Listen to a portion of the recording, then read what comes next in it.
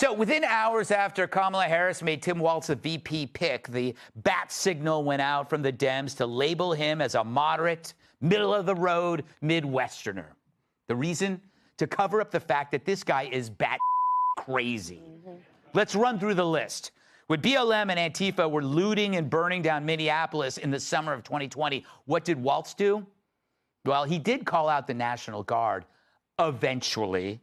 When seconds count, Tim Walz acts within days. 3 days, in fact. So how the hell did he alert them? Did he send an Evite to their AOL account? Was he waiting for an RSVP? Let's ask the doofus.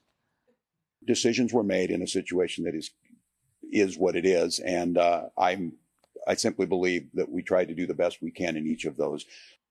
That made no sense. No wonder Harris picked him. He makes her sound like Winston Churchill. And, you know, it's the reason why I hang around Kilmeade.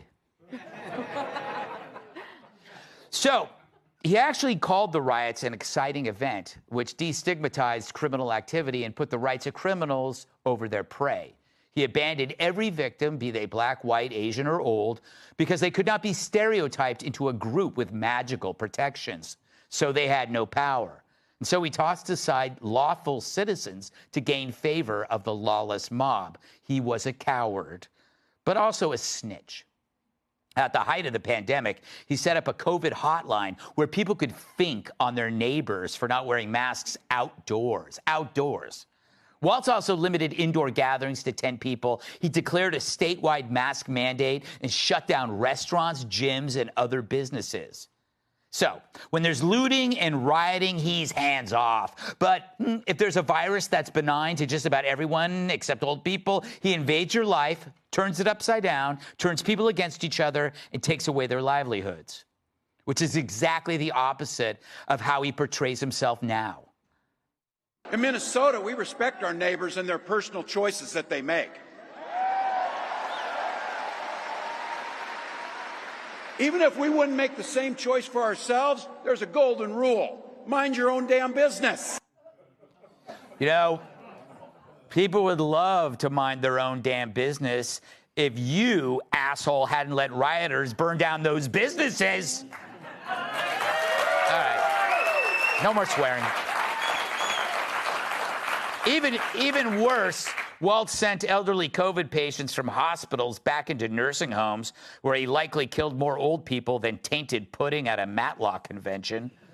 So while the rest of us had to stay away from our grandparents, or we were called murderers, Walz gave those grandparents a death sentence. He gets worse. He doubled down last year on letting docs give drugs to and operate on kids confused about their gender, signing a bill making Minnesota a sanctuary state for kids brainwashed into thinking they need a sex change. So if you live in a sane state that's banned this butchery, your child can go to Minnesota to ruin his life, and legally you can't do about it. Remember the song, I Left My Heart in San Francisco? Well, there's a new version, and it's I Left My Kids in St. Paul. Yeah, we're going real dark tonight. Real dark. Yeah. Only nut jobs want kids to get nut jobs. The state can even take custody of your child. And they call this guy middle of the road? What road are you talking about? The one between Sodom and Gomorrah? Walz will let doctors cut your kids' balls off while looters burn down your house. He's like a fat, bald, stupid Genghis Khan. Well, at least he doesn't think boys menstruate. Oh, wait. He signed a bill to put tampons in boys' bathrooms. That makes less sense than starting a fan club for Jesse Waters. Then there's his military service. 2 fellow National Guardsmen have accused him of embellishing his military career and retiring from service after learning his battalion would be deployed to Iraq in 2005. I guess he prefers his war zones to be in Minnesota. So, the Republicans are calling this ticket the most left-wing ever. How do you know that's true? Well, look at how obsessed the left is in portraying him as the opposite. Oh, he's not radical, he's rural. He's not Marxist, he's Midwestern. Which then poses the next question. Why are the positions that the left usually embraces, they now abandon as they approach an election? Suddenly being woke is as appealing as monkeypox. Social justice, sanctuary cities, left-wing protests, they all take a back seat to the comfortable sweater of moderation. Eldridge Cleaver becomes Ward Cleaver. And that's the funniest thing of all. The people who spent the last 4 years hating everything about old white guys now embrace the very things they despise.